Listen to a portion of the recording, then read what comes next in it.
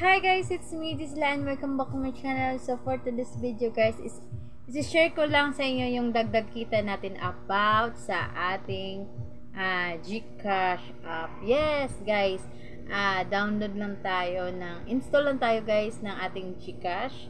Yes, GCash app natin. And then mag-register tayo sa ating phone. Yes, kailangan tayo verify tayo guys para magkaroon tayo ng maraming services na magagamit sa ating GCash account. Yes guys, igawa lang tayo ng account. And then one ID lang yung valid ID lang guys yung ating kailangan. So, yun na nga guys. Kailangan natin ng dagdag kita kahit dito tayo sa ating maliit na tindahan, dagdag kita para sa ating pagkain o diba sa ating kay pangangailangan talaga guys. Kaya para-paraanan tayo ng bongga. Ganito diyon. Yung ating GCash, magkano ba yung patong natin sa GCash natin every 1,000? Yes guys, every 1,000 nasa 10 lang po tayong dinadagdag natin. Yung charges natin sa 1,000 ay 10 laang. Diba? Tapos, pag 100 to 500, 5 pesos lang yung charge natin. Diba? Parang ganun lang siya. Tapos, pag 600 to 1,000, magiging 10 na yung charge natin. Ganun lang yan guys. Kaliit lang. Diba? Mura lang yung dagdag natin. Kesa magpapadala. Kung dati guys, ayan, magsi 6 years na yung account ko sa GCash. And nawa ng Diyos, hindi pa nagluko. Kumbaga ganun. So, thank you so much. Yes. Yung mga experience ko guys, wala pa akong na-experience na yung anak ko kuha yung account mo. Kasi, make sure guys, wag mo siyang i-link or something i-share o basta privacy talaga yun dapat guys yung GCash mo. Yes. Kasi, money involved. Kasi pag money involved, make sure na meron talagang mga scammer dyan. So, take note, tago natin yan take care and take note talaga tayo guys pag money involved yung mga bagay-bagay. So, thank you so much sa GCash.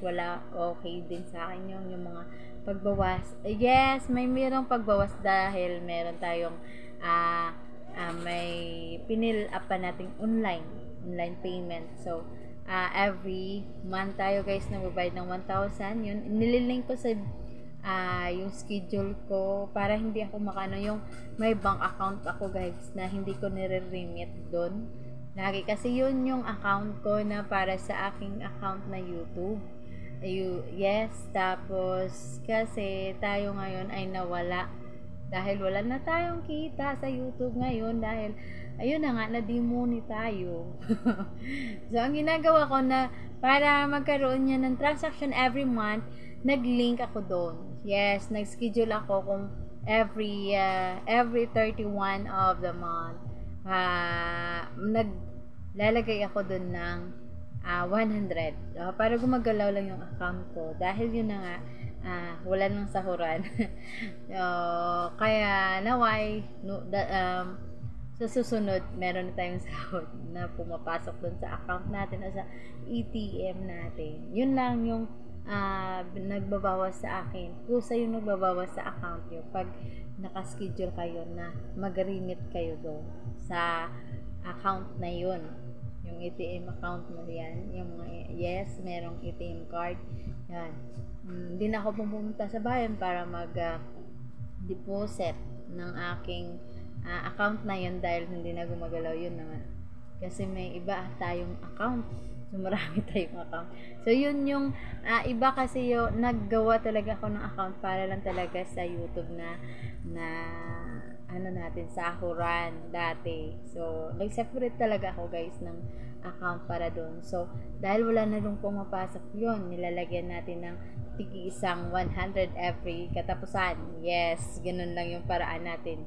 Para magiging active lang yung account natin doon sa PNB. Ay, di ba? So, ganun yon, alam natin. So, yung iba guys, mga problem nila nagbabahas, siguro meron silang nililink or nililink nila yung account nila. So, hindi nila alam. Hindi nila alam na siguro meron silang nag-subscribe na 1 year. O, di ba? Pang matagalan yung 1 year na yan.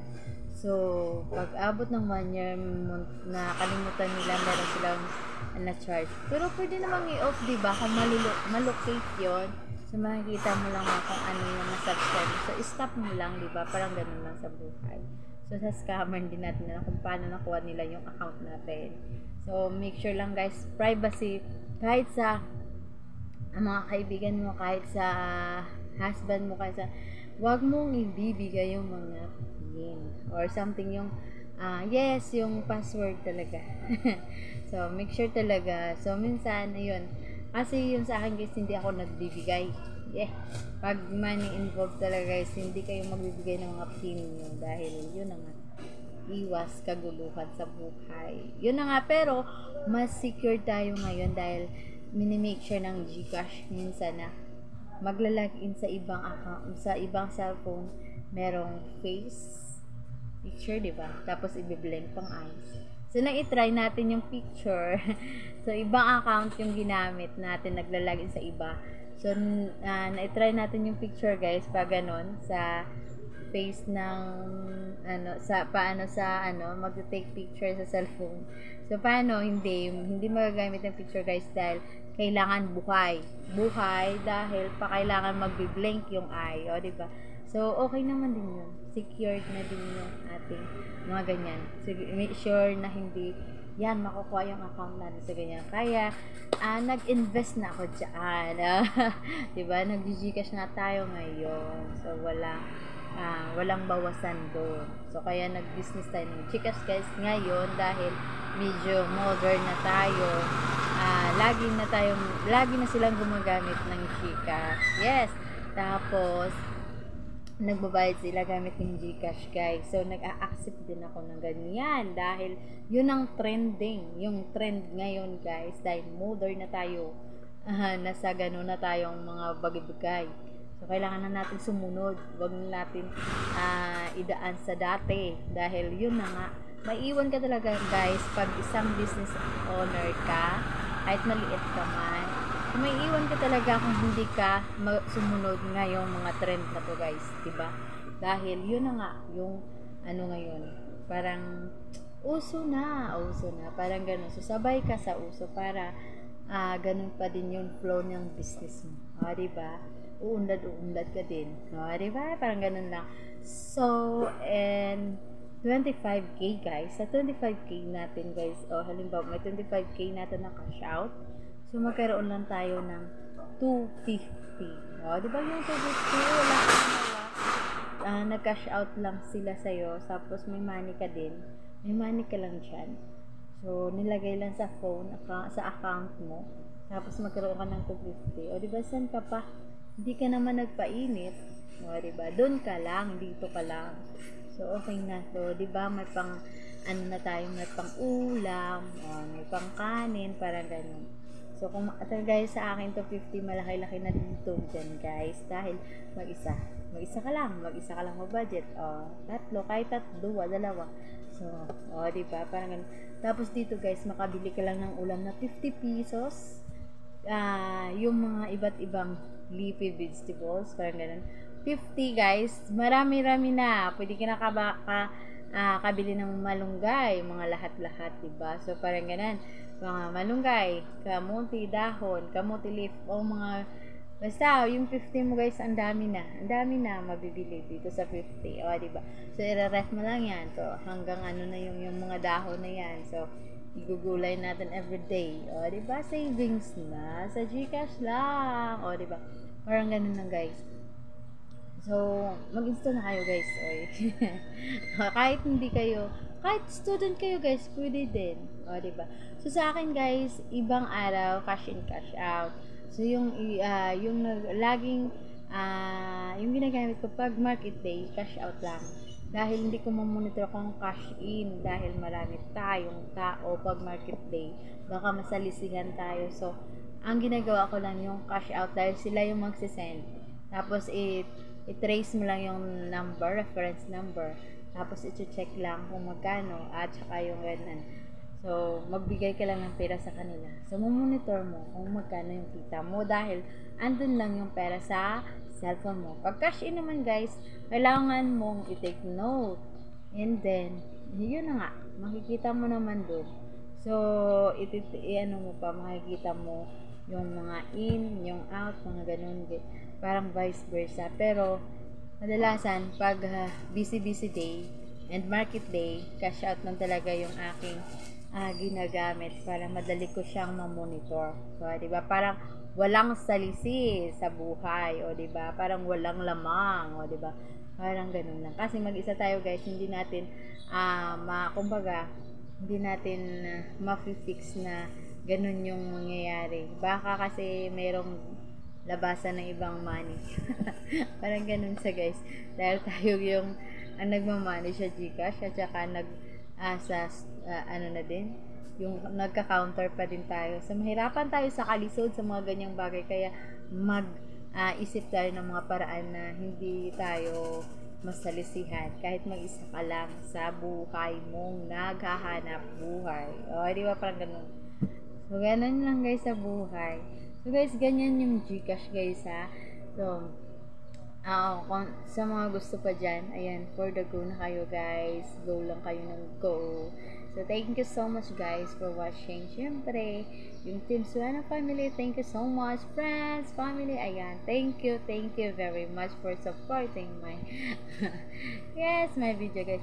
Yes, sa susunod din naman nating pag video guys is check, i-share ko na naman sa inyo kung ano pa, kung paano tayo magkaroon ng 500,000 na limit sa GCash guys, no, diba? Sa akin guys, 500,000 na yung limit natin sa GCash.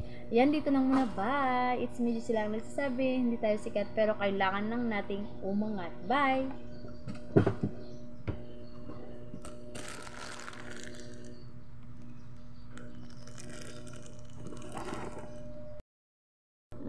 Gala muna tayo guys. Ang ganda ng araw. Diba? Tingnan nyo guys, no? Yan. Hindi makukuha. Hindi makukuha talaga guys. Alright. So, andito tayo. Gala-gala muna tayo guys sa SM Bacolod.